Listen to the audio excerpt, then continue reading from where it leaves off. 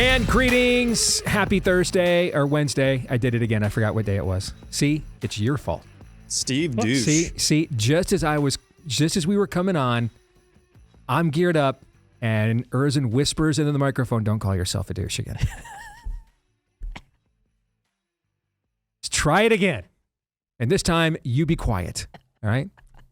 Greetings. Happy Wednesday. Welcome to the Steve Deace Show here live and on demand on Blaze TV, radio, and podcast. I'm Steve Deace alongside Aaron McIntyre and Todd Erzin for at least maybe the next few minutes, and then we'll see how it plays itself out. We're brought to you by our friends over at Constitution Wealth. I want to tell you about them because they believe your investment should work as hard as you do and align with your beliefs. So let's build a parallel economy by working with an investment firm made up of professionals who share our values. You can visit constitutionwealth.com/blaze for a free consultation. That's constitutionwealth.com/blaze. And remember that they are a registered investment advisor. You should review Constitution Wealth's disclosures at constitutionwealth.com to understand their services and fees. All investing involves risk, including the risk of loss. I am a client of the firm. This is a paid endorsement, but my opinions are my own. Coming up on today's show. Ooh, I need to mention this too because I forgot. I'm really pumped that we're adding this here at Blaze TV. It's called Sunday Revival. You've heard me mention this the last couple of days. It debuts this weekend because one of the questions I get asked the most, Steve, what is wrong with my church? Steve, should I leave my church? Steve, why won't our church preach and teach the stuff that you guys are talking about in a broadcasting format? Some variation of that theme. So we here at Blaze TV, we're stepping up to provide. Listen, there's no substitution. All right, there's no substitution for the local church. There's nothing to take the place of that. But sometimes, just like you can take all the supplements you want, if all you eat is processed foods alongside those supplements, you're canceling that out. But, also understanding that a lot of even the good food we try to eat today is ripped of a lot of the minerals and nutrients we need. So that's where supplements can come in and help. Look at Sunday Revival as a supplement. It's not a substitute for a local church, but it's a supplement in case your local church is maybe lagging in some areas. We're going to line you up every Sunday with some of the top preachers in America, like Jack Graham over at Prestonwood Baptist in Dallas, Alan Jackson at World Outreach Church, Josh Howerton at Lake Point, Rob McCoy out there at Godspeak Calvary Chapel in Southern California, and more to come. And you can get inspired, get purpose, and see your faith grow as well. Starting this Sunday, Sunday Revival right here on Blaze TV. All right, coming up on today's show, Corey DeAngelis is going to join us. He has continued his wrecking ball war against the teachers' unions in America. He'll give us an update on that here at the bottom of the hour. And then next hour, since Daniel Horowitz has the week off, he's on vacation. He takes those, I guess. Who knew? We've got something we don't have very often anymore, a contiguous buy, sell, or hold, a full hour of it coming your way next hour. Looking forward to that. But first, we're looking forward to this. Let's get started as we always do with Aaron's rundown of what happened while we were away. What happened while we were away, brought to you by Revoked. Director of National Intelligence Tulsi Gabbard announced security clearances have been pulled from 37 current and former officials who, quote, abused public trust by politicizing and manipulating information, including several individuals involved with the President Barack Obama ordered assessment of whether or not Russia colluded in the 2016 election. A memo from Gabbard announced that more than 36 intel professionals, including former top aide to Obama DNI James Clapper, had either politicized or weaponized intelligence, failed to safeguard classified information, or not followed tradecraft standards. Learning Chinese today. Today's phrase is, let's do arrests next and be legends. 接下来让我们逮捕并成为传奇. We now know, thanks to the Department of Transportation, that Harjinder Singh, the Indian national who appeared nonplussed after his illegal U-turn in Florida obliterated 3 lives, that guy failed an English language proficiency test, getting only 2 of 12 verbal questions correct and only identifying 1 of 4 traffic signs correctly. How Singh was able to obtain a certified driver's license is a mystery only California can solve, apparently. Speaking of California, here's State Senator Chris Cobbledon, who's saying the quiet part out loud and proud about redistricting.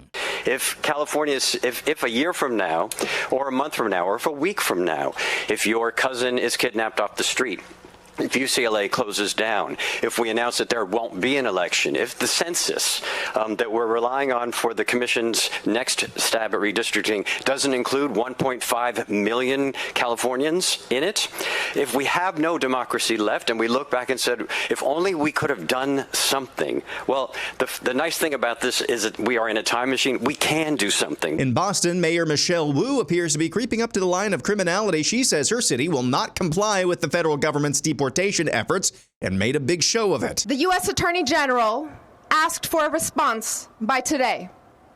So here it is. Stop attacking our cities to hide your administration's failures. Yeah. Unlike the Trump administration, Boston follows the law. Yeah. And Boston will not back down from who we are and what we stand for. On the border wall, DHS Secretary Kristi Noem says paint it black. Now, if you look at the structure that's behind me, it's tall, which makes it very, very difficult to climb, almost impossible. It also goes deep into the ground, which would make it very difficult, if not impossible, to dig under. And today, we are also going to be painting it black. That is specifically at the request of the president, who understands that in the hot temperatures down here, when something is painted black, it gets even warmer, and it will make it even harder for people to climb. It appears the Iowa gubernatorial race has a spark of energy finally. Last night, former state administrator Steen announced his bid to replace the highly capable and outgoing governor, Kim Reynolds.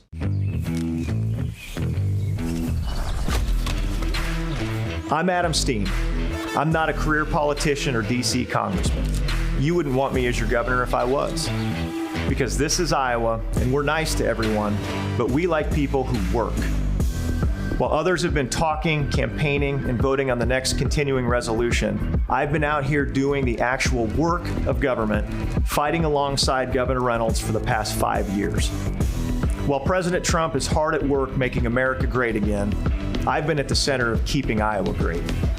I've been cutting waste, protecting kids, and making Iowa a national model for state governance at every step of the way. Everything we love about Iowa isn't an accident. It's the result of Iowa values and strong leadership. Look, I hate to be the one to tell you this, but the Iowa we love isn't guaranteed. It's going to take someone who is willing to be bold and fight to keep our future bright. In my time leading this state, I've fought the battles. I've been targeted, and I've had people ask me to compromise my values. And in the middle of it all, I stood for Iowa because I refuse to stand by and let anyone ruin our state. This fight, it's bigger than politics. It's about the values we want our kids to grow up with. It's about your freedom. It's about our future. If there's one thing we've learned here in Iowa, it's that we need someone who is willing to stop talking and just do the right thing. I'm Steen. I'm the guy who can win, lead, and work. Quick update on Hillsdale College President Larry Arnn's comments from yesterday, where he said it's impossible to have a Christian nation. He followed up on social media saying, quote, "At Hillsdale, we believe that Jesus is the maker and savior of all. We also believe with the founders that no law is good that compels anyone to believe that. Laws that compel belief are what led to centuries of religious persecution and warfare in so-called Christian Europe," end quote. And finally, this from the Babylon Bee. Dallas Cowboys relieved to no longer be the gayest team in the league. For those of you listening, it's the picture of the Minnesota Vikings super gay tranny cheerleader. And that's what happened while we were away. Aaron's montage brought to you by Kek-C. I just have a hard time saying that word, but I do not have a hard time eating those cookies. I'll tell you that. In fact, it's getting to be too easy. And it's so easy. This will indicate how concerned I am of what Kek-C is doing to, my attempt to take off like the last 10 to 15 of the 50 pounds that I've been trying to lose since last year. You know how much I love cookies, man, particularly the soft and gooey kind, right? I know that too much. You do. We had our monthly poker night with some of my poker buddies. I actually brought the Kek-C cookies out and distributed them to the poker group. If that gives you an idea of how concerned I am about how much I have gluttoned on these things over the last week or two. I literally, the Holy Spirit said to me, you need to stop. Okay? I'm not kidding you. Like there was a conviction, because I'm not giving, you know me. How many of these cookies have I offered you? I've never been offered one. 0. No. Because I'm the wrong guy, but I see your point. Yes. Yeah, I mean, you just know I love these kinds of cookies, right? You're a hoarder. I am. I'm freaking Golem, man. There's no doubt about that. Yes. All right. It's literally, when the box arrived, my precious. Okay. You have problems. Point made. I do. I mean, there's no question about this. I do. All right. And I mean, I just had this, you need to stop. All right. So I did. I started handing them out to my poker buddies on Monday night because I knew if they were there, I could not make myself stop. So I just had to give them away. And then I had to like look away and not like watch other people eat them. I just had to pretend that didn't happen. All right. So that's the best ad I can do for them. And it's all true. All of it. And you know it is. If you know this, you know I did not, sadly, tragically, and unfortunately, I didn't exaggerate any of this, if you know that. Right? It's true. If you know me at all, you know none of this is exaggerated, and it all happened exactly as I'm laying out to you. All right. So if you also want to test your gluttony temptations, go to Keksi.com, Keksi. This month's cookie of the month for August is the coffee cake cookie. But they've got a ton of varieties, and they're all incredible. Deace 15 is your discount on your order. Deace 15 is the discount on your order at Keksi.com, Keksi, code Deace 15. I'm just, oh man. The last person I want to argue with in the year 2025, and I mean it. I mean, if he's not last on the list, man, he's the archetype of the last person I think I have the luxury of arguing with in the year 2025. Is Larry Arnn at Hillsdale. I don't. So let me just say this. Stop.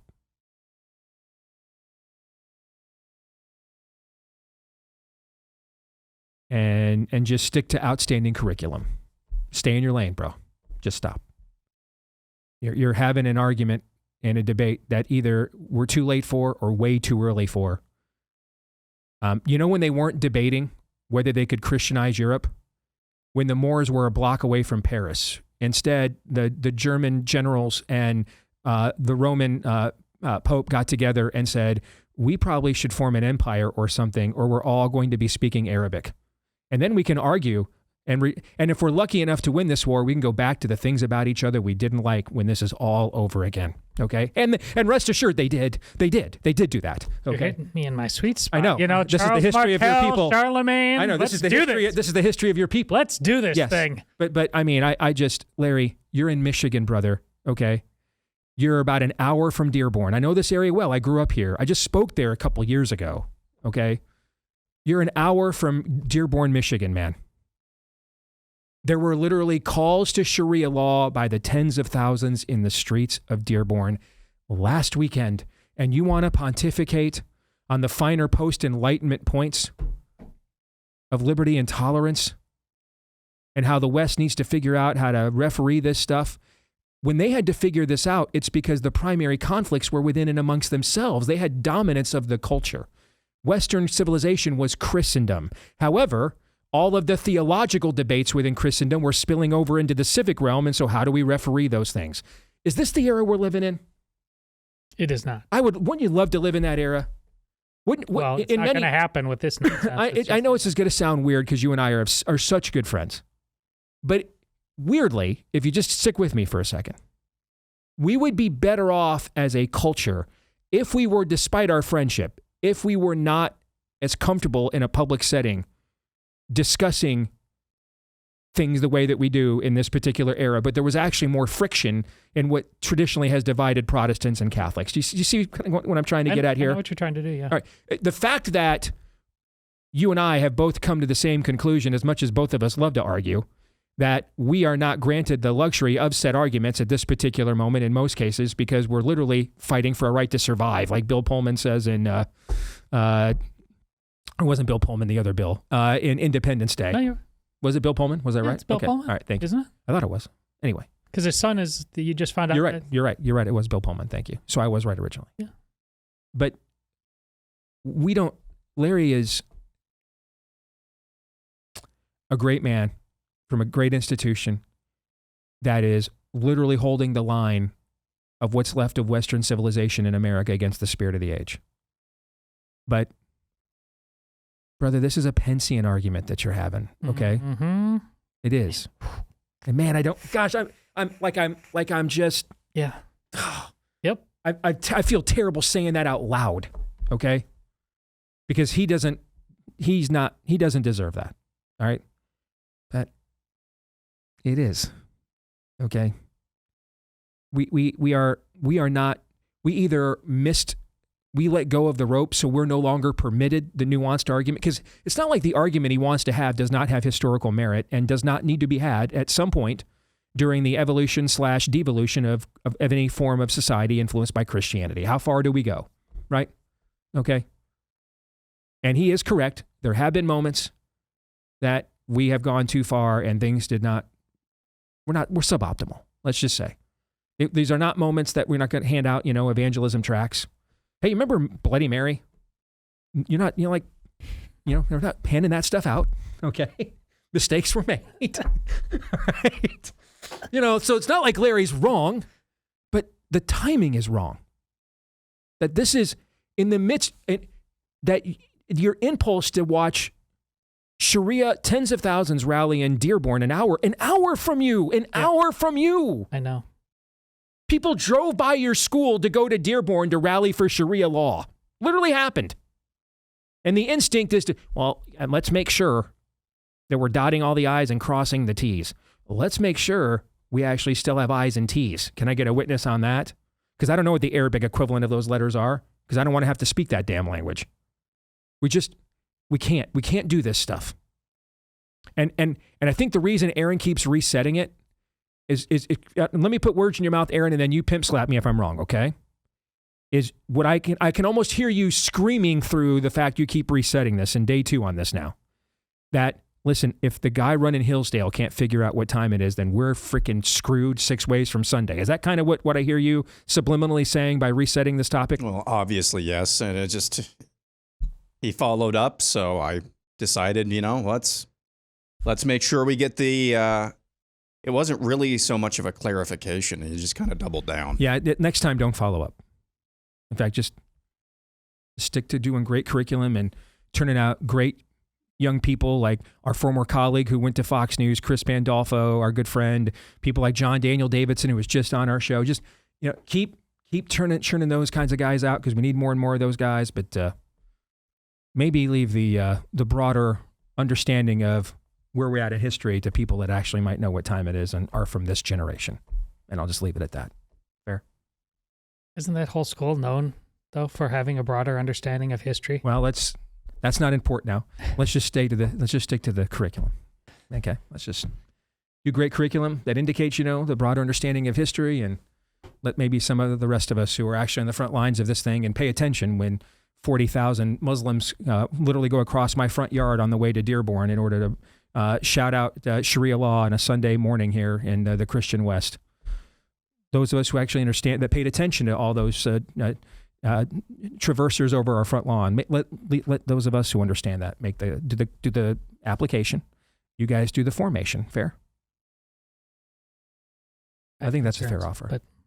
But it's the best offer I can make. All right. Because it brings me to what I'm going to talk about next.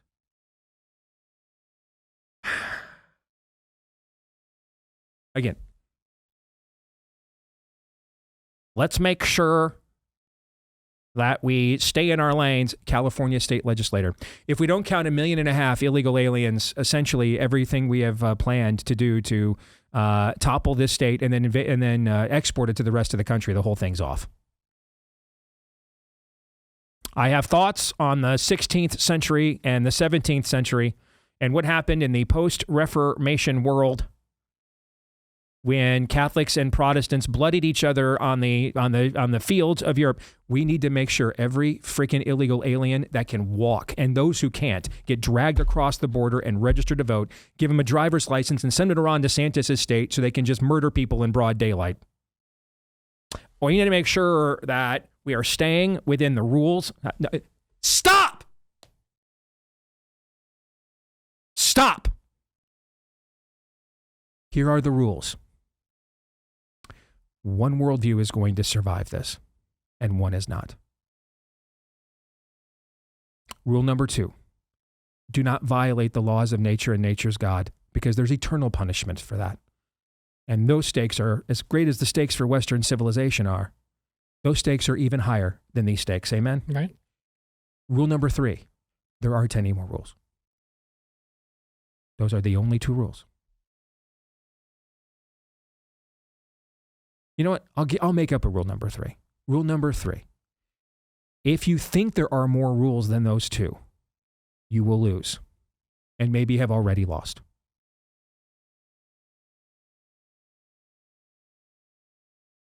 Here's where we are. We just simply don't have time for this. We're out of time. We don't have time for this. Open war is upon you, whether Exactly. you wish it or not. I thought I was going to let it go. I can't let it go now that I'm here. 40,000 people walked across Larry Arnn's front yard. If you don't know the area, it's an hour drive from Hillsdale to the Detroit area. And Dearborn is a suburb of Detroit. 40,000 Muslims walked across the front yard of the guy running the most important scholastic institution our side has left in America. In fact, you know what? Yeah, let's park here for a second now. We've broken the seal. Let's just go all the way with it. 40,000, that's the Steve Deace show way, right or wrong. I'm in. Play it out. 40,000 Muslims walked across the front yard of the most important scholastic institution our side has in this entire country, arguably. And that just happened on Sunday. And the guy running that institution, his instincts are to come out over the next couple of days and argue some post-Enlightenment view of how to have Christian tolerance and virtue and how far to go in imposing Christianity. Can we first have Christianity? Point of order, sir. That meme that goes around where one guy stands up, in the colonial, church, and everybody else is sitting down. A point of order, sir. First, we must have Christianity. And all in favor? Agreed. We need to have Christianity before we argue the extent and limits of the Christianity. We need to defeat the Islam before we turn on each other and argue about the extent of how much we should use and satiate the institutions that we're a part of with our own worldview. We are fighting for a right to survive. California is using the power to count illegal aliens as voters to then have the power to take your children from you, medically kidnap them, and mutilate them. No, I don't have time to argue with Joe Webbin. No, we don't have time, Mr. Arnn, to argue the 14th point of the Enlightenment. We don't have time. We're out of time.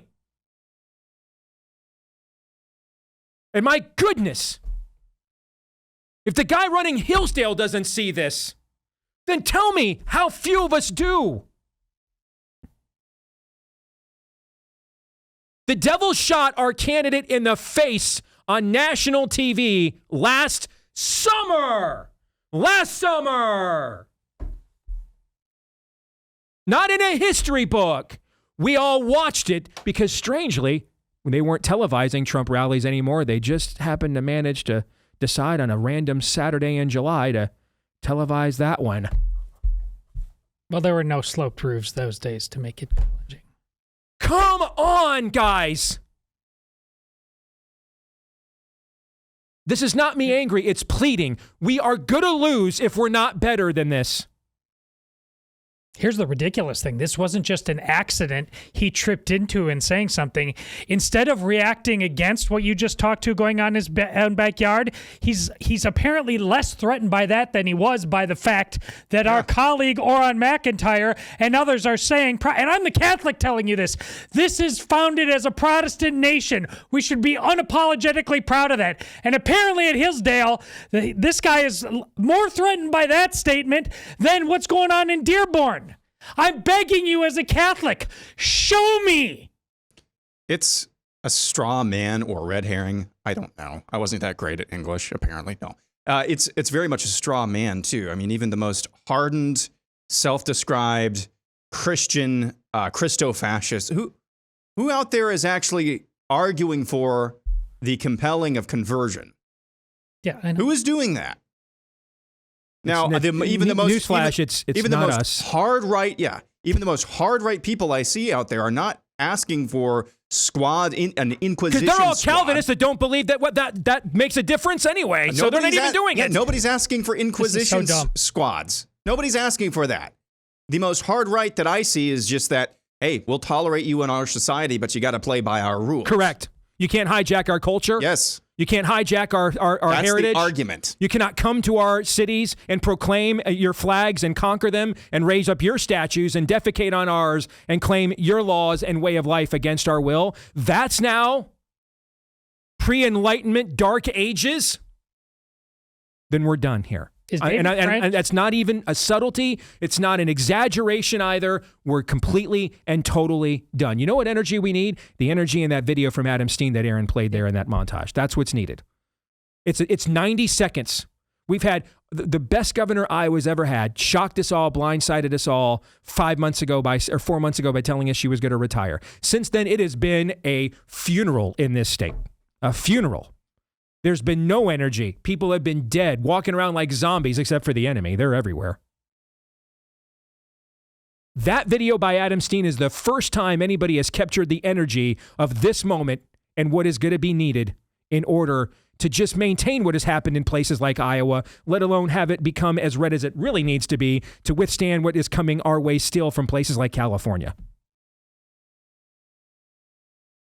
And if the guy that is overseeing arguably the most important scholastic institution on our side wants to have post-Enlightenment era arguments of nuance about how we're supposed to behave as one another as Westerners, there's not going to be a West, Larry. There's not going to be a West, Larry.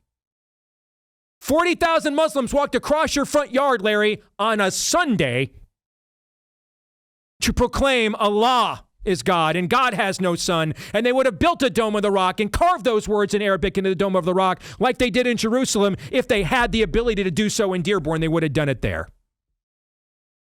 Meanwhile, let's debate Luther and Erasmus.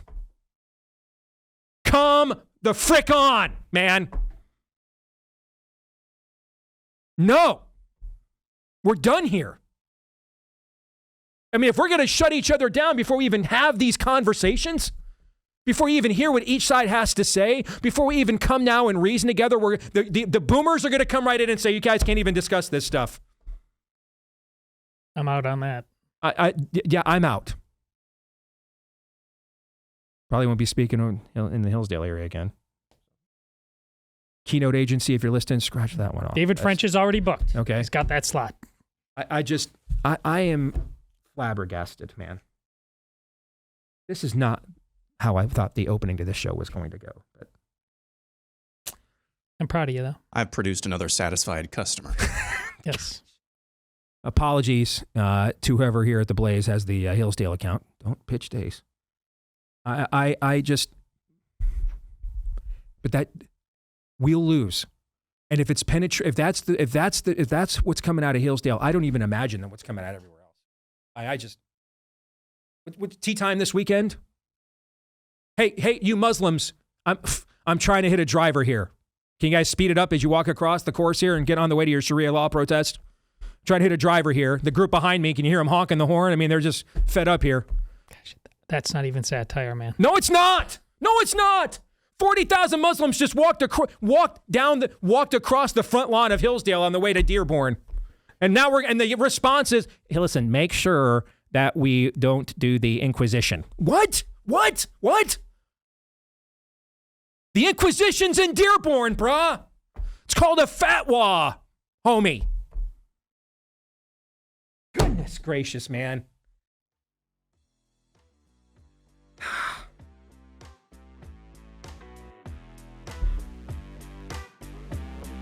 I got nothing left.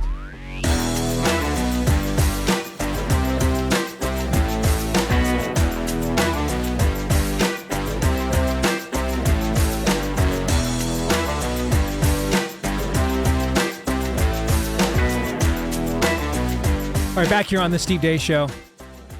after I just, let's just say the amount of text I will be receiving on a daily basis got trimmed at least a little bit based on the last 15 minutes of this program. My wife will be happy. Many of the people that work with me and for me, not so much. Anyway, anywho, how about Patriot Mobile? They're great. We love them. They are on the cutting edge of the parallel economy, the red parallel economy. And the good thing is this is growing, right? But who's one of the only carriers that offers you access to all three major networks? Will let you switch to any of those networks within their central hub for free anytime you want, right? The only one that I know of in the parallel economy space that offers that is our friends over at Patriot Mobile. They also offer unlimited data plans, mobile hotspots, international roaming, internet backup, so much more. Switching's never been easier. Keep your phone, upgrade your phone, keep your number, switch your number, and they'll give you a free month of service with My Name Steve as the offer code when you make the switch today at patriotmobile.com/Steve. And you might be thinking, I'm stuck in this contract, Steve. I can't get out. Well, they have contract buyout programs for you as well. Make sure to ask about those. patriotmobile.com/Steve. patriotmobile.com/Steve. Use the promo code Steve for a free month of service at patriotmobile.com/Steve. Promo code Steve for a free month of service. Speaking of, we're out of time. Corey DeAngelis has been on our show numerous times, senior fellow at the American Culture Project. Author of the book, The Parent Revolution. It is good to have him back on the program. We continue to follow his work on a regular basis because nobody does more hand-to-hand combat with the demonic teacher unions around the country than he does. It is good to see you again, Corey. How are you, man? Hey, doing well. Thanks for having me, Steve. So I don't even know where to start with you because of all the stuff that you highlight and profile. I just feel like if I tried to single one out, 15 things would come to mind. So you know what? I'm going to cop out and actually say to you, what should be on the radar right now of our audience, given the pantheon of craziness that you are confronting every day from these teachers unions? Yeah, I just highlighted a new FBI report that came out showing 1.3 million crimes occurring at public schools all across the country. This is the latest data that came out. It includes over 540,000 physical assaults on school campuses in America. And it's almost certainly an undercount of the true number for a couple of reasons. One, we know the public schools want to sweep everything under the rug every chance that they get. So they don't like any form of transparency or accountability. Whenever they can, they don't report things to law enforcement.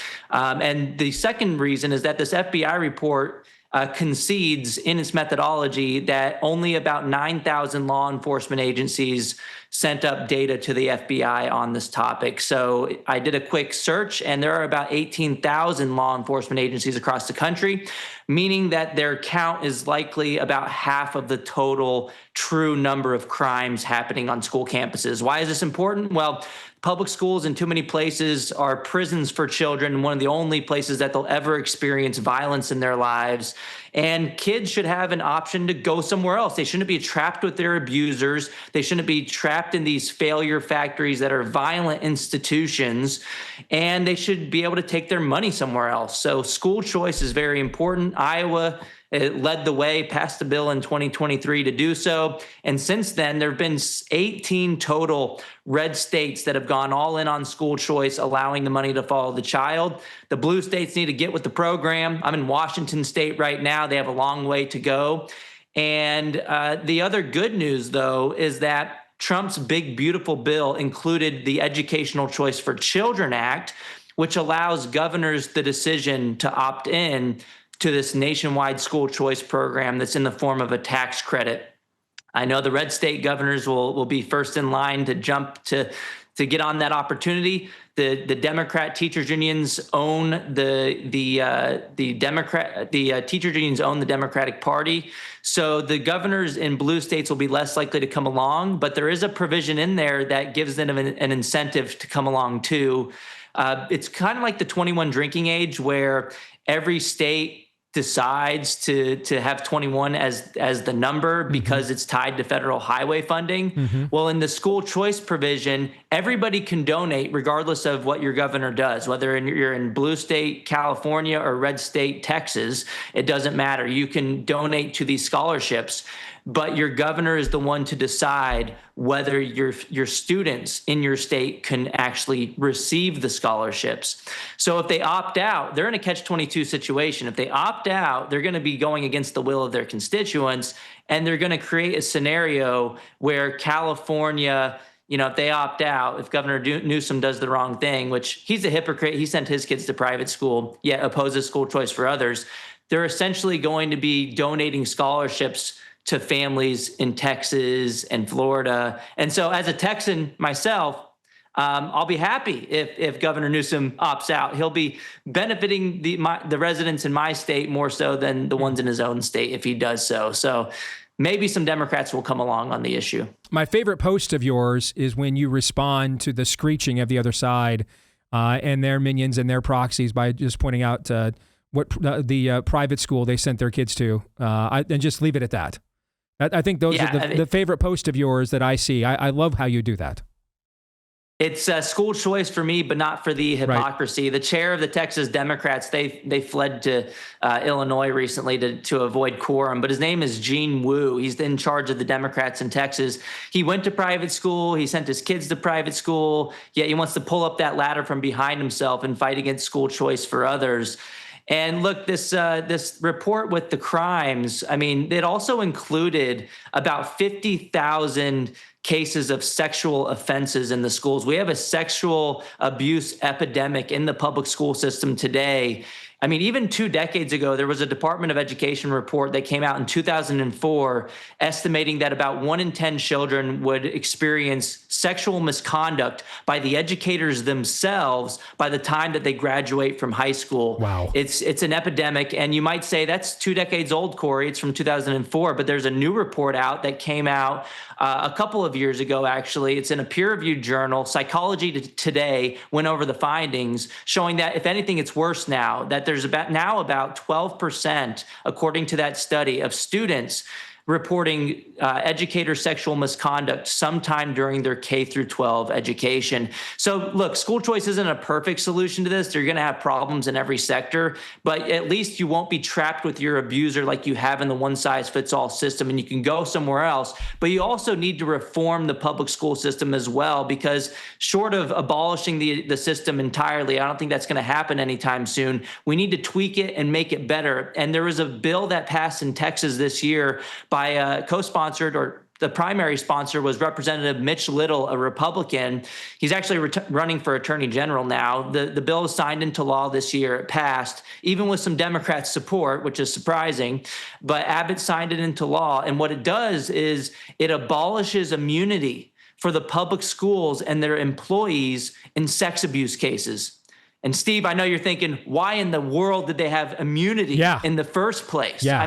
Those are the questions that parents should be asking. Why does the system protect itself at all costs at the expense of children and their parents just to protect the abusers? It's insane. It's why we have this restorative justice policies in the public schools too, where they protect the criminals and they hurt the victims. And so it's time to push back against the system. And teachers, look, I'm not saying that all teachers are like this. There's plenty of good teachers in the system. In fact, there's a survey that came out from Education Week showing that 41% of teachers identify as Democrats, yet 99% of the union's contributions go to the Democrat Party. It's a money laundering operation. It ought to be illegal, but those teachers can opt out now. And there's a new group called the Teachers Freedom Alliance that provides free liability insurance for those teachers. And so you no longer have to give your dues to a union, whether you're in a red state like Iowa or a blue state like California, New York. You can no longer be compelled to pay union dues as a teacher in the public school system. This is because of a recent Supreme Court case finding that would be a violation of your First Amendment rights. You shouldn't have to funnel your money to Democrat campaign coffers. So you can opt out. And, the next thing I would hear from teachers is that, well, what about the insurance that we get? Well, now the Teacher Freedom Alliance provides it for free. So it's time to defund Randy Weingarten and Becky Pringle, who just scream at the top of their lungs. They're political animals. They don't have anything to do with education, as we saw from their resolutions this year that they passed. Basically read like a declaration of war on the Trump administration. They don't care about educating your children. They care about controlling them and using them for their agenda. So, as far as I know, guys like you and Chris Rufo have done more hand-to-hand combat over the last few years with the teachers unions than anybody I've seen in my entire career, and have probably accomplished the most gains pushing back on them successfully as well. How entrenched would you say, Corey, they still are, despite the fact that they are on defense at times for really the first time in generations? They are forced to play defense at times by you guys. How entrenched are they still, despite the ground that you guys have made up, would you say? Well, they've been so drunk on power for so long, Steve, that they don't know how to reverse course. So as we saw when I exposed their 434-page handbook online after I found it, after some digging, they scrubbed it from the internet. But they had stuff about white supremacy culture in there. They had racial quotas, which I would argue are a violation of the Civil Rights Act. It's illegal to discriminate on the basis of race. And, you know, they picked their teacher of the year this year from Pennsylvania out of their 3 million members. And this person went on stage this summer and let the mask slip when she said that her job as a teacher of all things is deeply political and always had been. But you know what, Steve, the more that they keep, quadrupling down on parental rights and education, it's almost like, don't let your enemy know when they're making a mistake, right? Like maybe we shouldn't highlight maybe we should keep Randy Weingarten in charge so they keep acting like idiots and giving us more fuel for the school choice movement. The more that they overplay their hand, the higher the likelihood of us succeeding, not just in red states, but blue states too. And I hope that some Democrats start to read the tea leaves. Some of them are saying they might opt into the Big Beautiful Bill provision that allows some families to get scholarships in their states. That will be a way to break through this blue state wall and empower all Americans to have education freedom. So I'm happy Trump led the way on the issue. And I just got to point out real quick before we go that Randy Weingarten has a new book out, and I dedicated mine to her. And if you look at her book cover, it looks exactly like mine. This is mine, called The Parent Revolution. She used the same color scheme. She used the same font, but in red, where I put the word parent, she uses the word fascist. She's basically calling parents fascist. They think they own your kids, but you know what? We have a new union in town, a new sheriff in town. They're called parents, and we're beating the union at their own game. So look, they can continue to quadruple down, but they're ultimately going to lose the war.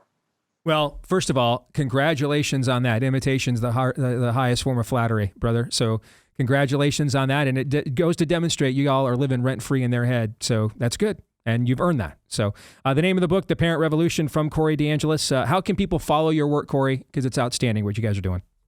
Yeah, you can follow me on X. It's at DeAngelis Corey. You can get the book. It's endorsed by Trump. It's called The Parent Revolution. It's on Amazon. I think it's like 40% off right now. So get it while it's hot. And Randy Weingarten copied it. So if you want to get 2 copies, send one to her, and I'm sure she'll be happy. She'll be thrilled. He mentioned the president's endorsement. Corey DeAngelis is a fighter for parental rights. His new book, The Parent Revolution, is a great guide to help moms and dads take back control of their children's education from the radical Marxists ruining our schools. Again, that's from President Trump. Congrats, my friend. Thank you. Yeah, thank you so much, Steve. Good talking to you. You bet. All right, gentlemen, what do you think? I just have to second everything he said there at the end about the book cover, because I felt it personally. He's absolutely right. That's not remotely hyperbolic.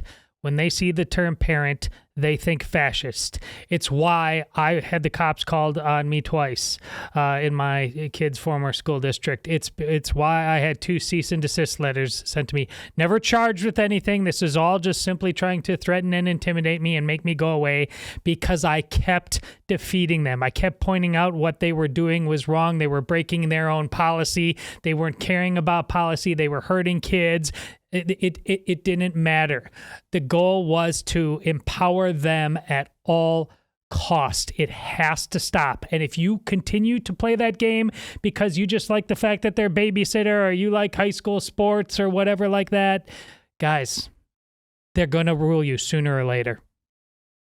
Yes, this is the Devil's Youth Program, as you've always said, Steve, but this is the prime means from a very early age of how the Marxists in this country reproduce. This is the game. And it's increasingly abundantly clear that the newer generations of teachers are more and more aggressively seeing your kids as belonging to them. 40 years ago, the notion that any teacher would have a right other than discipline, like actual righteous discipline, over your children's heart or mind, in most places, I have to believe in this country, that would have been a laughable notion. Now, 40 years later, most teachers, I would say most teachers, at least in the median school district in this country, or at least way too many of them, if you don't want to use the word most, that's fine. Way too many teachers just see your kids as their property and see themselves as having a right to your children. That's a major problem. One of the silver linings, if there were any, of the COVID era, obviously, is that a lot of parents who just took public education in this country for granted got an up-close look at just how much power schools have and just what they're teaching or not teaching their kids. So this revolution, the parent revolution, it has to continue all the way. No stopping short, no half measures. Rights have to be reestablished with the parents. And I'm glad and I'm thankful for fighters like Corey who are putting in the hard work. Now, I know I'm going to get a few emails from people, because this happens every time we have him or Rufo on, that are concerned about the structure of some of these school choice laws passed around the country, and do they actually give the state more power, things of that nature. And again, if you do what's best in your state, and if you can make what they propose better, by all means, you should fight to do that. But the primary mission here, again, just goes back to what I said. You may disagree, but it's the Steve Deace Show. So what I think is the primary mission will be what gets communicated as the primary mission. The hour is late. The time for nuance is not at hand. We need to get as many souls out of these government schools as currently constructed as we possibly can. That's where I'm at. Now, if you've got the place and if you've got the power and stuff in place in your state that you can make the things they propose better to that end, then by all means, you use your legislative process to do so. But the idea of, well, we're just going to leave things in place because I don't want to do what they want to do, I'm opposed to that, and I'm opposed to you if that's your position. It is not an option to just leave all these souls in Satan's youth ministry because we can't get the 99% solution. That's just not an option. I mean, we are a conquered people. We don't have time for this. Hour 2 is next.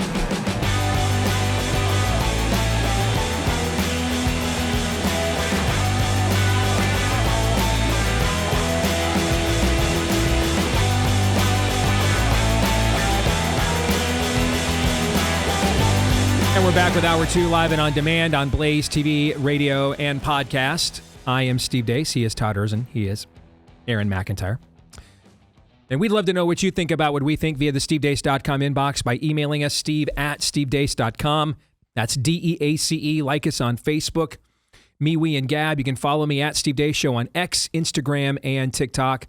You can attempt, and I mean attempt, to subscribe to our YouTube channel at Deace Show, but the devil sees your attempt and laughs.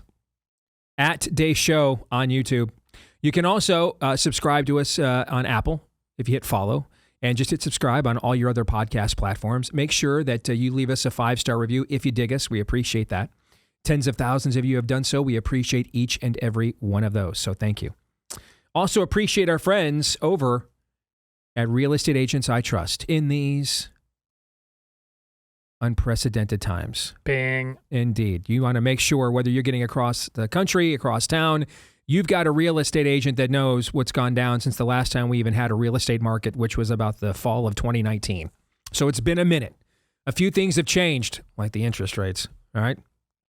So Real Estate Agents I Trust connects you with top performing agents who actually care about your outcome. A lot of time, their track records of success, by the way, have been verified. Otherwise, they wouldn't be recommended to you first. A lot of times they come from right here in our Blaze audience. They're agents Glenn himself would hire, agents that you would want to then recommend to the people you care about when they need a real estate agent in the future. So get started today. Head over to realestateagentsitrust.com. Again, that's realestateagentsitrust.com. And it is time. We haven't been able to do this in a minute, although I don't like the reason for it, because it means that Daniel Horowitz couldn't be with us this week. He's on vacation. Although, again, in light of how I began the show, I kind of did go full Horowitz. It might be best that Daniel was on vacation this week. Okay?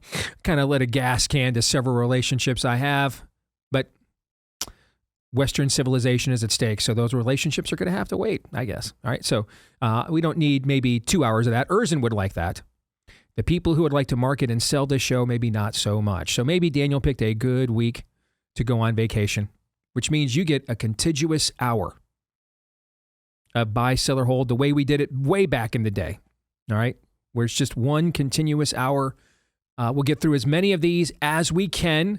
We haven't seen them all. We haven't seen any of them, in fact. Aaron has seen them all. He has selected the ones that Todd and I are going to contemplate. Are we going to buy it? Are we going to sell it? We are permitted to hold.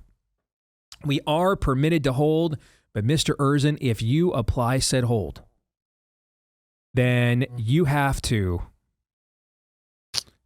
reenact whatever nightlife Lindsey Graham and Vladimir Zelensky engaged in when he was here earlier this week, because they painted the town something. Yeah, they did. Yes, yeah.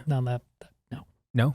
All right, Aaron, fire away. We'll begin with Michael Relicki, who says, rather than the idea of accepting Russia into NATO after the fall of the USSR, we should have disbanded NATO and gone back to individual treaties and alliances with individual nations based on our interests. These, of course, should have included Russia with normalized economic relations. I mean, I think that's another way of accomplishing much of the exact same thing. I mean, if your goal, well, I'm going to sell. It wasn't as obvious 30 years ago that we needed complete cultural detanglement from Europe. In fact, I would argue that if we had done what you suggested 30 years ago, Europe would be way more pagan than it is even right now. All right? That we'd be way more isolated than we even are right now. So I'm going to sell because I think your path would have actually gotten us to where we are with the old Western countries sooner. They would have devolved sooner, I believe, without direct relationship to us. Yeah, I was going to go in that direction. That's a little too clean and easy, as if we only manage the spreadsheet the right way. Again, we're dealing with people, cultures, histories, and I don't think that's just a little too clean. What you're suggesting. It's not that it's insane, but it's too clean. Micah is next, who says Donald Trump's foreign policy prowess hit a new all-time peak on Monday when, from behind the Resolute desk, he had the live and undivided attention of all the top European heads of state after he summoned them to the Oval Office on short notice. I think there's a lot of truth to that. What happens next will tell us how lasting that is. I think the same thing that we've talked about where, and I've said this at several a variation of this theme at several speaking engagements I've done around the country this year. We have a situation right now where we have a political movement that is largely, by and large, ahead of the church when it comes to confronting evil. And that's just not sustainable because political movements are transcendent in nature. Evil, again, can be transcendent through, coming from the same source from the unseen realm throughout time and space. But political movements are not transcendent. The church is a transcendent one. And that's why the church has often been the forerunner, and then political movements that became social reform movements confronting evil followed the lead of the church. That's just not sustainable. And so are we, as I've described it, are we a movement where now the church will now take advantage of this moment that the political MAGA movement has granted it to get into the game and do its job and start leading these fights? Or will it just be a moment? Enough people got really ticked off about where we were with an incompetent president and an incompetent process that nominated another incompetent of a different stripe. And this just isn't sustainable. And we all agreed that this just can't go on another 4 years. So we'll just, do something different because of that. Is that a moment? That's a moment, what I just described there. A movement is where the church now steps into this pause that has been enacted because of this election and takes its transcendent place again as the plumb line of Western civilization, and particularly Americana. I think this applies within the foreign policy ecosystem of President Trump. Clearly, a moment happened, which Micah just described, that he wielded the power and influence that brought these Western leaders that wanted to perpetuate this scam war in Ukraine to the point of dragging all of us into it in order to end it, that he brought them here to bend the knee. And we're being told, and we've seen at least some public evidence of the fact that they actually came here to tell Zelensky the gig is up. Time to cut the best deal. Negotiate, sure. Get the best deal you can, but it is time to make a deal. I agree with Micah's diagnosis of the moment. But here's what we don't know. We don't know if it was a moment yet. Did these other Western European leaders, did they do this because they thought, let's go to court. Let's fet the king. Let's give him the due. Let's give him his honor. Make him feel like, you're right. You're making America great again. But then we're going to go back on our side of the ocean here and still go back and do our own thing because we don't really think you mean it. We don't really think you have the resolve to just walk away from this. We don't. We don't think you're really just going to say, we don't care if Russia controls all of Ukraine. We have to walk away. We don't think you're going to do that. That we don't know yet. And that tells you whether we just had a moment this week or there is a movement afoot to shut this Habsburg dynasty, attempt to throw us all to the brink of world war over an absolute nothing burger in the grand scheme of things. That we just don't know yet. Okay? And I hope you're right. You're right now, so I'll buy. But I don't know that we know yet that you're as right as you hope that you are and that we hope you are, frankly.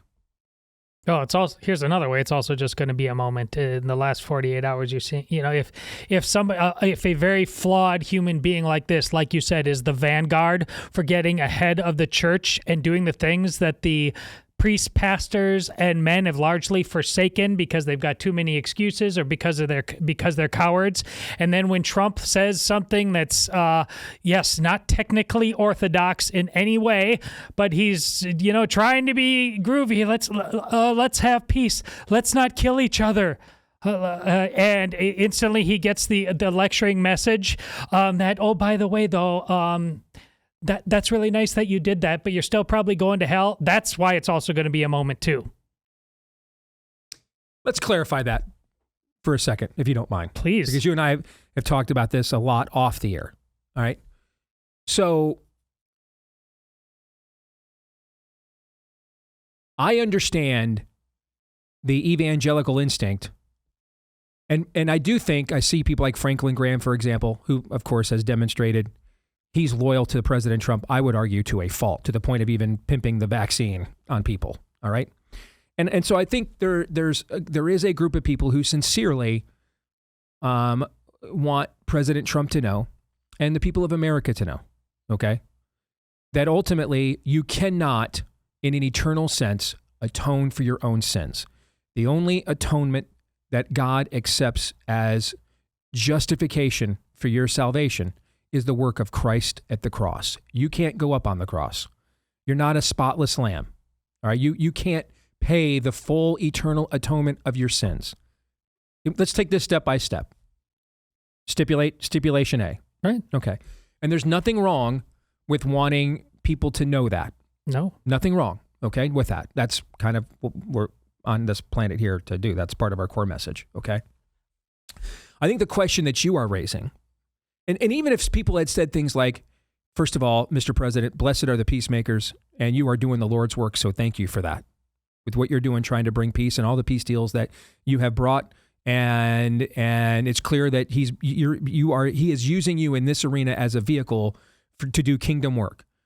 But we also want you to know, brother, that in the end, all right, through Christ, you don't have to worry about where you're at on the totem pole anymore. That's the point. He got up on the totem pole for you. You don't have to worry about where you're at on it.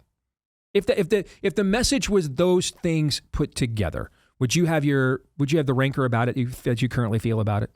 No. But that's not really been the message. Spades, yes. But the message has been more like, actually, yes, that's not how we get to heaven.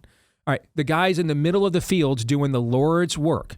Even if he may not know the Lord or doesn't know him as well as he should or understand the Lord he's supposed to know, okay? In the middle of the work, he's toiling. He's doing the work right now. Say you've got a loved one who, and I'll use an extreme case here, drug addicted, was just a complete miscreant, savage.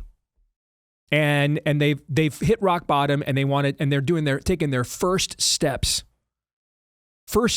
of walking away from that. And they're coming to their first realizations of, holy crap, do I have a lot to atone for? Look at what I did. Look at the mess of my life I made. Look at the mess of other people's lives I've made, right? And they make their first steps. Again, first steps. And you can see that they're actively taking steps in their life to make right the things that they did wrong. He actually said, I want to go to heaven. Yeah, and so in the midst of that, okay, he articulates that. And then you say, actually, that's not how it works, without honoring any of the work he is doing. His own conscience is convicting. He's demonstrating a form of repentance here, okay? And more work than most people are doing. 10 years ago, the Donald Trump of 10 years ago would have never said, I'm really low on the totem pole of getting into heaven. Exactly. Guys, my career is where it's at right now, and I'm not in the White House. Because there's a picture out here in our thank you for bringing that up, Arnn. There's a picture out here in our break room. People just haven't seen it yet. And I think we did show it on the This Is Your Life episode, Arnn. Didn't we show this picture? I believe so. And it's a picture that was taken in the green room of the 2015 Family Leadership Summit. As Donald Trump was getting ready to go out on the stage, we were having a pre-meeting because when he got off the stage, we were going to have a post-meeting and he was going to close me to come and work for his campaign. And we took a quick photo that I could share online, and then he literally went right out onto that stage with Frank Luntz, and that photo is in our break room now. And I stood there in that green room, and there was very few of us allowed in that green room while Trump spoke, and I was one of them. And I stood there when he was asked. And Todd, the only person I had more conversations about going to work with Donald Trump about than my own wife was you at this time. We had how many conversations discussing this? Could I really do this as an evangelical and given his marital past and what would it look like? And am I selling out? We did how many of these conversations did we have? Tons. And we finally got to the point where we thought, you know what? Especially now this guy touched the fourth rail on immigration. He was the only one getting into it at the level that people like me and Daniel were being called racist for talking about. So we got to the point we said, all right, if he's going to raise our issues at a level that the other candidates aren't, then the issues come first more than our thoughts on him. So we're in. That was kind of the decision we had made.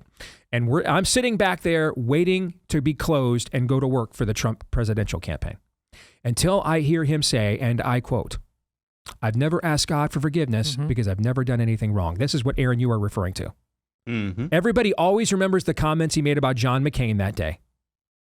And as much as my wife from a military family, that went over like a fart in church. Ultimately, my disdain for John McCain would have probably gotten me over that objection, if we're being brutally honest. Okay. But that was the one I just knew. When that was said, because I didn't think I could sell that. Even if I wanted to say, quote unquote, sell out and go to Trump, I didn't think I could take that statement and sell it to my own people. Yeah, go vote for a guy who doesn't want to repent of his sins. I just, you know what I mean? How do I sell it? Maybe other people know how to sell that, but it was clear that I didn't know how to sell that. So that was my tap out and I walked away. 10 years later, this guy is demonstrating fruits and seeds of remorse and repentance. No, it's not a full systematic theology, but it's the kind of thoughts human beings have where real theologies actually start and begin. Yeah, because they're real human beings. That's a good point. And these people, the response he's getting is, oh, by the way, yes, muzzle the ox while it's treading its grain. Yes. The rain really doesn't fall on the just and the just alike. And oh, by the way, that Good Samaritan story, Jesus was lying. Screw him. That's what some of the Protestant pastors I've heard on this thing. And yes, I'm going to call you correct on that. You're wrong. Which doesn't mean I know the salvation of his current salvation of his soul. But the way you're treating him, this is not a multiplication test when you're in 5th grade and you should be proud that you got 100%. Yeah, you don't. When a guy is literally doing the Lord's work and expresses as one of his motivations, I have a lot to atone for. First, you actually honor the fact that that desire is there. Yes. That instinct is there. And that he is acting on said desire and instinct. Okay? I mean, the amount of times our culture's in the place it is in, guys, because men don't have those instincts. And when they do, too infrequently, act on them. And it's in the midst now of honoring the work that this guy is doing, that he thinks he needs to do, the soul work that he, not just the geopolitical work, but the soul work that he thinks he's required. That's actually within the conversation to then have the broader discussion that is required to have. I agree. I'm an evangelical. So of course I agree with the meta point here. If I didn't, I wouldn't be one. But to have that absent of honoring him for the kingdom work he is clearly doing on this front, that's where you reduce this thing to a philosophical exercise. People are not algorithms. They're people. They're people. It's fascinating to me. We've had decades within American evangelicalism of love your neighbors, you love yourself, see people as they are. And we've never been absolutely worse at that, maybe in the entire history of American Protestantism, than we are right now. Funny how that works. Funny how, we're going to do DEI and affirmative action to cure racism, and we have as much racism as we've had in America since Jim Crow 100 years ago. Well, we're going to let everybody marry so we can expand marriage. We're having the fewest amount of marriages in America we've ever had. Well, I'm going to ignore the fact that this guy is actually demonstrating he actually needs things he has to repent and atone for things. A decade ago, he rose to prominence telling us he was perfect, didn't need God. And I'm going to use that moment to then come off the top rope against him and say, point 13, sir, of the catechism.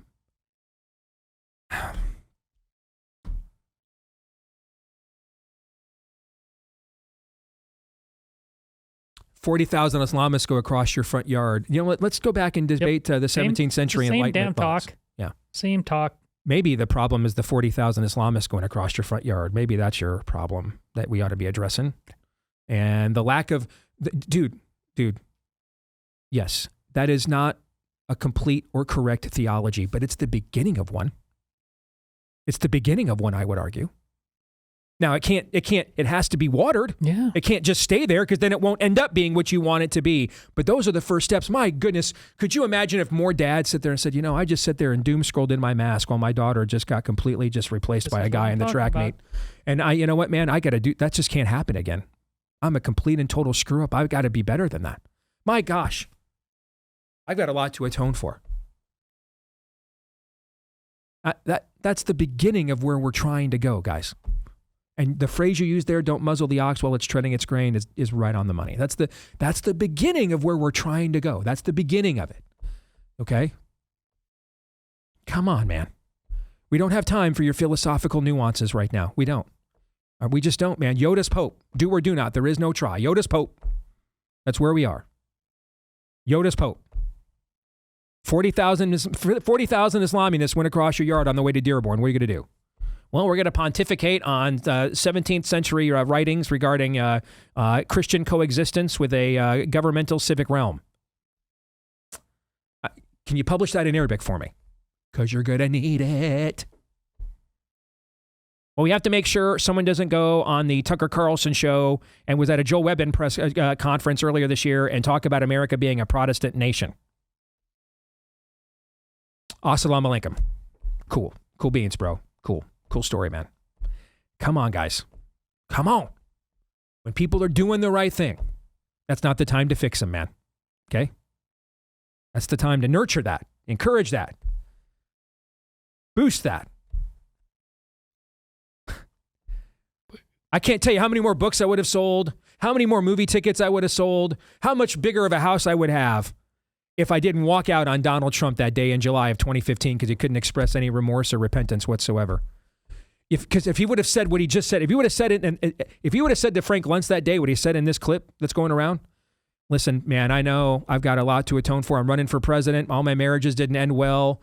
Somehow my kids don't hate me.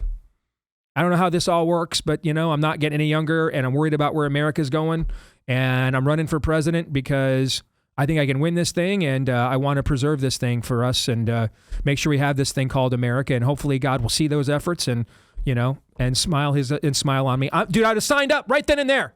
The entire next 10 years of my life course completely changes.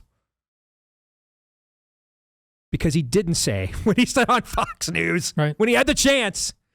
And now we want to crush the guy for it. My gosh, man. Come on. Oh, no. We suck again.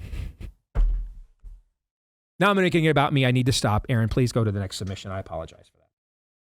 Well, this is going to be a nice turn here. Oh, boy.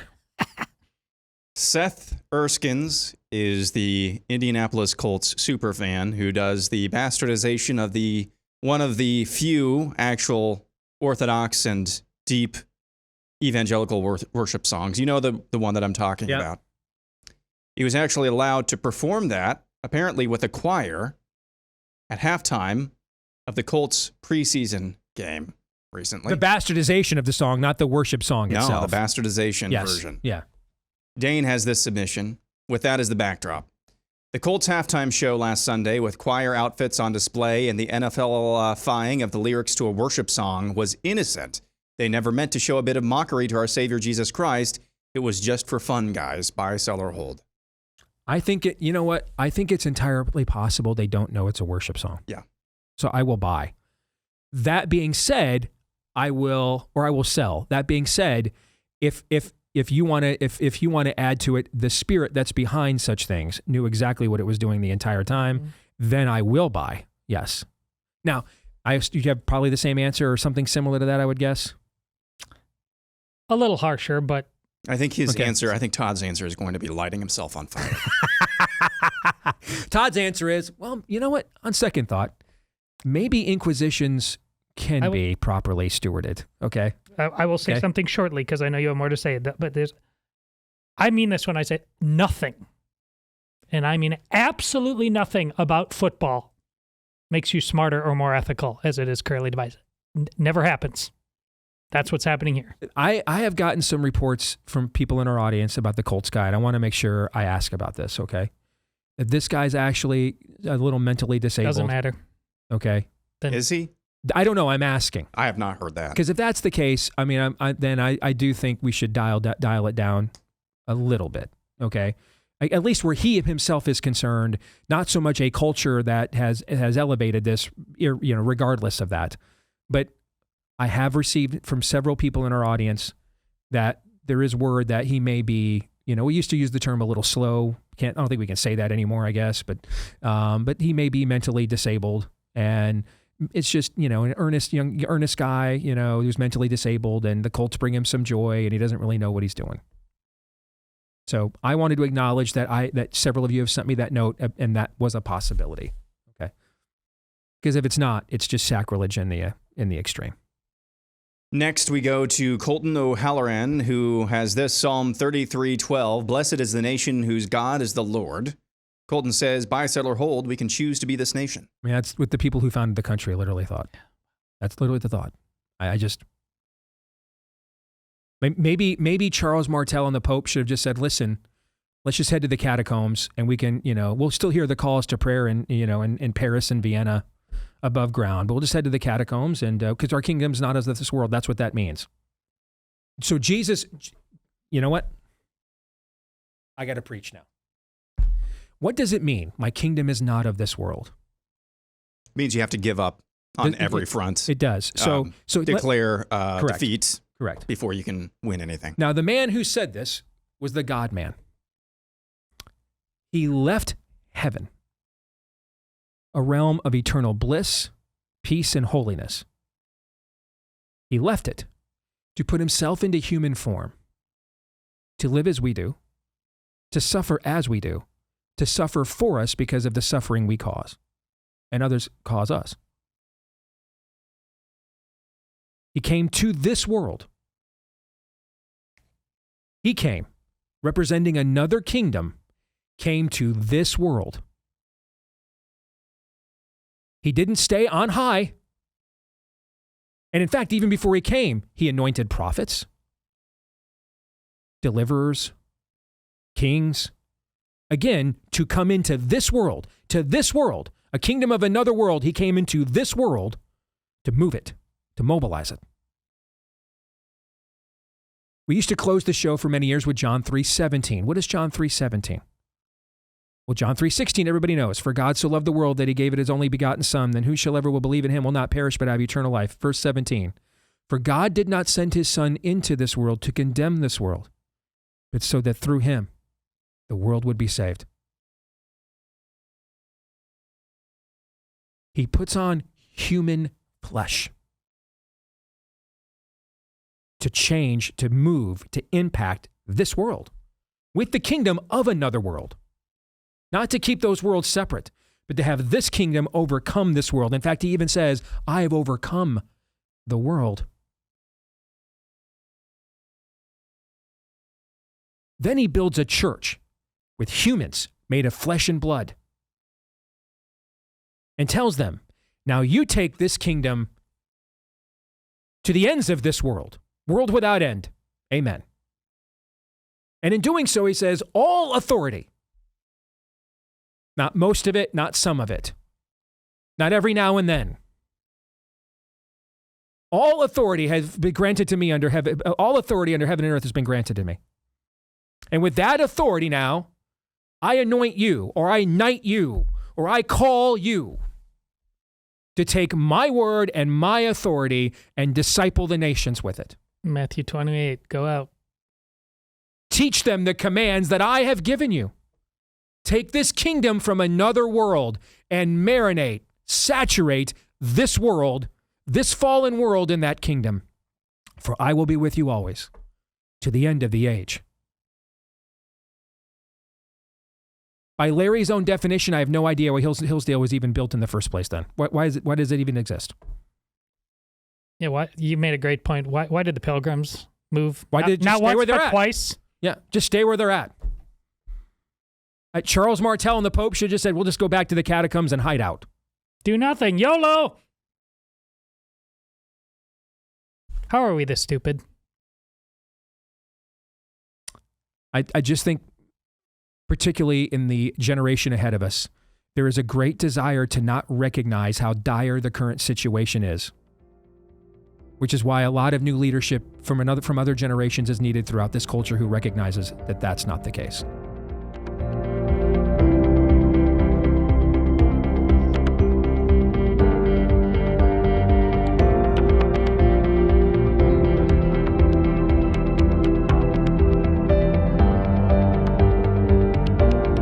So I guess based off this conversation, things like medical freedom, we can just sit on high, pontificate on them, declare, I have medical freedom. And then the system will just act and say, oh, then why didn't you just say so? Here's your ivermectin. Here's your conscientious objector to the vaccine mandate. You had medical freedom, why didn't you just say so? Okay, well, never mind that. I just baffles the mind that there are still really smart people and people really that are in charge of the institutions that are going to determine whether we win this thing or not, that are acting as if this stuff will just philosophically just manifest without any hands dirty, without anything that we might think is a little bit squirrely. Any lack of that might be a little uncomfortable, that doesn't risk going overboard at all on anything. They're just going to happy medium this whole thing. Listen, your medical freedom is like every other right. If you don't use it, it doesn't matter what's on it. It's words on a page. Now, one way that you can use it is with our friends over at Jace Medical. And yes, ivermectin is one of the drugs that you can get now in their expanded repertoire, but you can make sure you've got the Jace case of venerable antibiotics for the next time the system just didn't listen when you said, I have medical freedom, sir. Well, my golly, why didn't you just say so? You know what? Put that COVID vaccine needle down. He's got medical freedom, sir. And I'm sure that there's not a story breaking online right now where a guy in England said in front of a mosque, I like bacon, and he got arrested. I'm sure that's not a cautionary tale that's applicable at all. Correct. So help me God, if the head of Liberty, whoever it is right now, starts posting along these lines, I'm taking my wife's diploma, man, and lighting it on fire right in the front yard today. She's got 2 of them, in fact. I'll just light them right on fire. Shot across the bow. That was a warning. Jace Medical is like, anyway, I know. This is great content, but back to Jace Medical. Correct. Yes. All right. But hey, I mean, take control of as much of your life as you can when you can. One subtle way you can do that is with the Jace case, just to make sure they can't take these medications away from you the next time. Or maybe there's a trade war and there's supply chain shortages and prices skyrocket. Get a discount on your order. You can expand it to customizable options like ivermectin or some of the drugs that you may need as well. When you go to jace.com, J-A-S-E, jace.com, promo code DACE for the discount. Promo code DACE for the discount at jace.com, J-A-S-E, promo code DACE at jace.com. Aaron, let's continue on. Next, we go to Lawrence, who has this. Buy, sell, or hold. This is Todd and Steve's, apparently not mine. Todd and Steve's scariest situation. Power outage while sitting in a DC sauna and hear Lindsay say, well, boys, what do we do now? So I'm not sure whether to be offended by this, that Lawrence doesn't think this is my scariest situation, or be relieved that he actually thinks you and Todd would walk into a sauna together and not me. Well, I'm selling. There's no situation where we walk into a sauna with the lights on and he's there and we're just taking a seat. You know, we're turning around. No doubt. So no doubt. we don't. What would be the setting where you and I would walk into a sauna and Lindsey Graham is there and we just decide to just have a seat like, also, everything's good here. Having been on the road and seeing Steve's like rigorous application of schedule and routine. Yes. I've never seen sauna applied. And therefore, I don't think this is even remotely possible because there is no getting off schedule. I saw Megan Basham at I cannot picture ahead, Aaron. Steve stepping off the airplane. No. Out of the airport in D.C. All right, where's the nearest sauna? Yeah. I saw our dear friend Megan Basham at the TPUSA faith event last month out there in Southern California. And we talked quite a bit and met her mom who loves our show, and her and her mom and my wife and I, we chatted for quite a bit. And as I was getting ready to go do my talk after she got done, she kind of grabbed my arm and said, hey, can I ask you a quick question? Megan did. I said, sure. She goes, how do you put out everything that you do all the time? And, could I, I'm trying to figure out, how to, what's your secret? I mean, is there a way to manage your schedule and stuff? And I'm like, I think people don't understand how segmented everything is to make everything happen that I have to do. Like literally, and it's intentional. All right. A block of time after 7 p.m. is family, marriage time. Doesn't mean you can't invade that time, but it has to be with the expressed permission of those that time is carved away for. That's just, they're not exaggerating. Everything has to be done on schedule for me to get done what needs to get done every single day. But to be more helpful to her, quite frankly, Steve Deace. Here's 24 hours. No schedule, no structure, no plan at all. Go with that. Is that really your... No. You would be jumping off a bridge. No. Yes. I mean, it's not just... He does have a lot to do, but actually having a lot to do and having a plan is the only way he can function, quite frankly. Right. And it's a pretty regular routine. Yeah. Now, things within the blocks change a lot, okay? But like I have to have a 70-minute block between the drive time back and forth and the amount of time it works out. There is like a 70-minute block that has to happen at a certain time where I get some kind of a workout in every single day. Stuff like that. Workout and stuff may change, and it might be 15 or 20 minutes late one end, but if that doesn't happen, everything is off, and I'm off, and it doesn't work. Yes. Next, we go to Natural Born Texas, who says there will be several significant high-level behind-closed-doors deals during Trump's term, such as significant improvements with election integrity, but no one will be held accountable for COVID crimes. I think let's define accountable. He probably means, and we'll go on trial. Can we just say that that's what he means? There'll be some kind of a trial, criminal action or civil suit of some kind. Something criminal. Okay. All right. Would we say state attorneys generals coming together to go after this on some level, whether it's because, Fauci's preemptive pardon doesn't apply at the state level, and then having Trump's Department of Justice file friend of the court briefs on behalf of those states to advocate that. Okay. And then Trump appointed justices letting these sorts of suits go forward. Would that fit or not, do you think? I'm just trying to make sure we define accountability. I'm not going to be a skeptic on this front, particularly on COVID. I mean, wasn't within the last 48 hours, Tulsi just divulged new information about what Fauci knew about the China connection and where the virus came from the president of the United States. My guess is that Fauci probably learned this sometime between February 27th of 2020 and March 11th of 2020, because those were the dates between when he wrote in the New England Journal of Medicine, there's really nothing to be afraid of. We may have to do some modifications here or there, but it's basically a super flu, to March 11th when he went to Congress and said, we're all dead here. It's over. Abandon hope, all ye who enter here. Right. Yeah. My guess is he may have gotten that information. Remember at the time we asked what changed with Anthony Fauci from the end of February to March 11th? Yeah. My guess is that's probably where we got that information that, hey, dude, your hands are on the murder weapon here. Your department funded a lot of the grants that created this bad boy. Yeah. So, okay, with those things in mind then, I'm going to let you go first. Are you buying his proposition or selling it? I'm selling. Okay.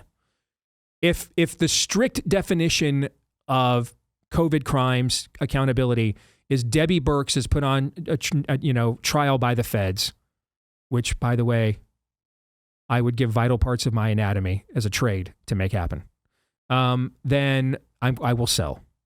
If we have a more nuanced definition of it, or maybe nuanced is the right word since I've condemned that term quite a bit today, how about a broader definition where other vestiges of MAGA and the right try to enact some accountability? Yeah. Then I will... But don't you reverse it? Yeah, reverse it, I meant. I'll buy what he said if the strict definition, sell if we have a broader definition. Yes. But the spirit of what you're saying is not inaccurate. You have reason to be concerned, yes. I know, but let's go get it. Smudge Pudge says Bitcoin falls under $100,000 this year. So I'm going to sell. I think. I'm going to sell. Or 114. I'm going to sell. I mean, the Trump administration is heavily invested in this and advancing this. So I'm going to sell. Doesn't mean I don't think it'll take some dip, but I'm going to sell it will dip that much. I'd be out over my skis if I tried to. I don't know what I'm talking about on this front.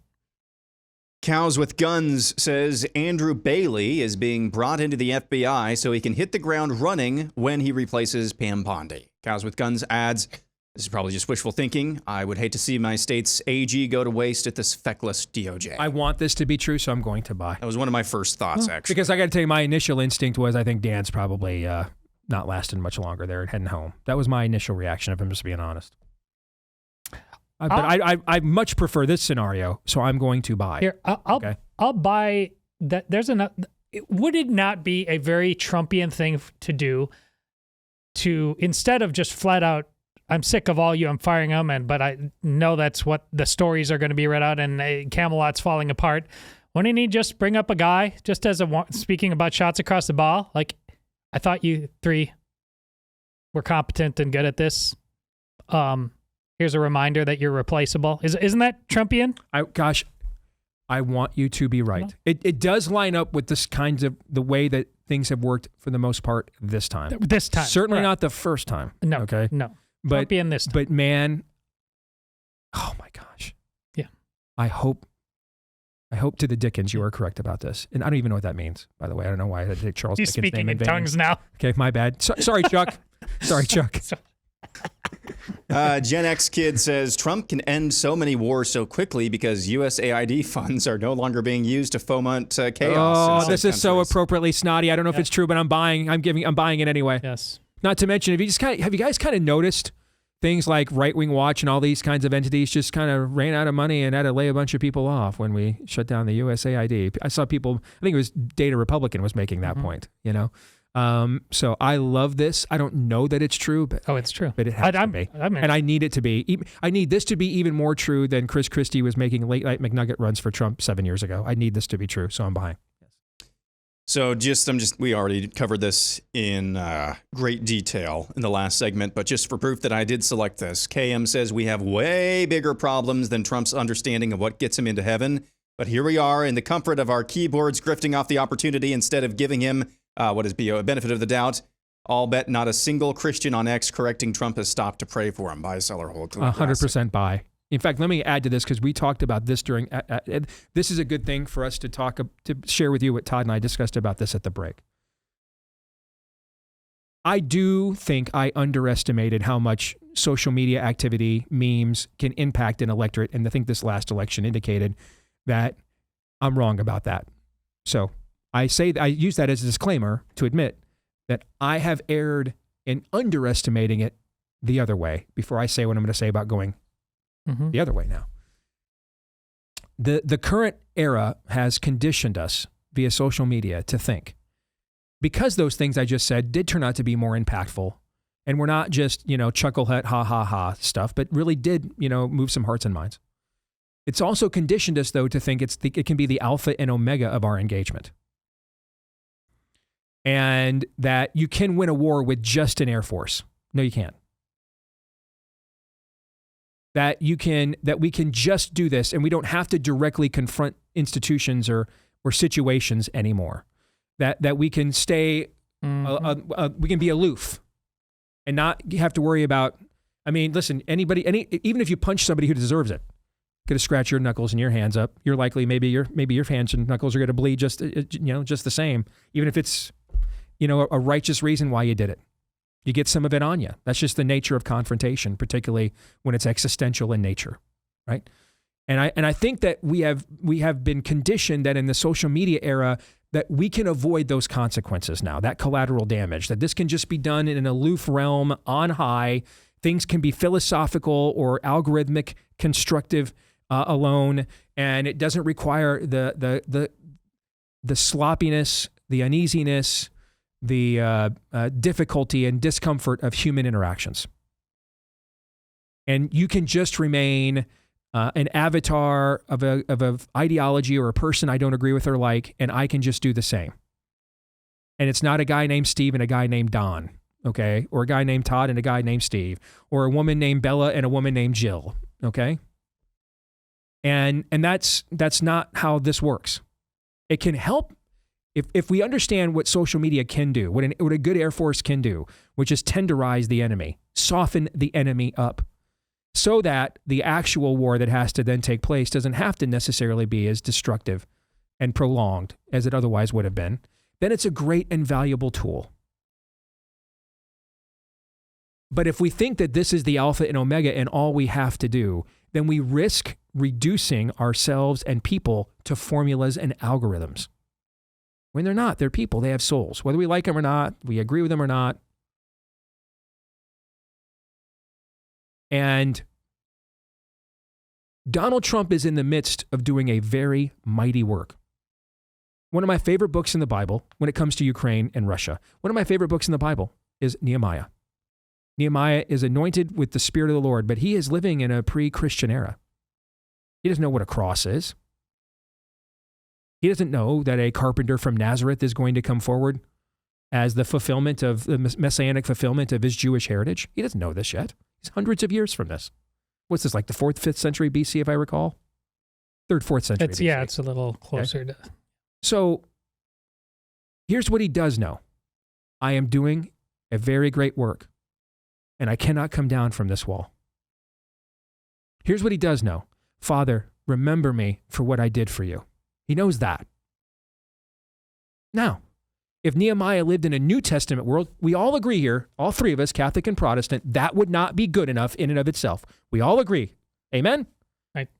In a post-cross world where now the recognition of the true, where the church has gone out to the world to truly show people the true consequences of sin, starting with their own, that is not good enough. That cannot be the Alpha and Omega, right? But can it be the Alpha? I think it can be the Alpha, but it can't be the Alpha and the Omega, but it can be the Alpha. Mm-hmm. The first steps to getting you to an Omega. And I think we're so conditioned to make everything online or philosophical or a talking point. Human beings are complicated. Life is a process.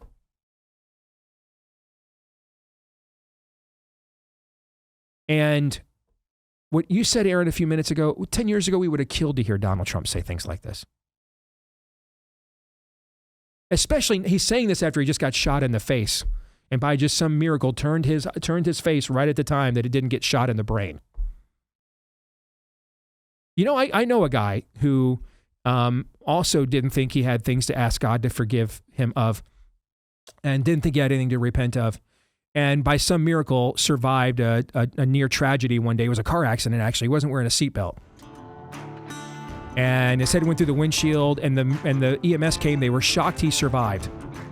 And yeah, the next day he didn't know Jesus or come to Jesus and, didn't have everything all figured out. But right away that day he realized, I'm not doing this right, need to change. And it got him on the road to where he is now. I know that guy. It was me.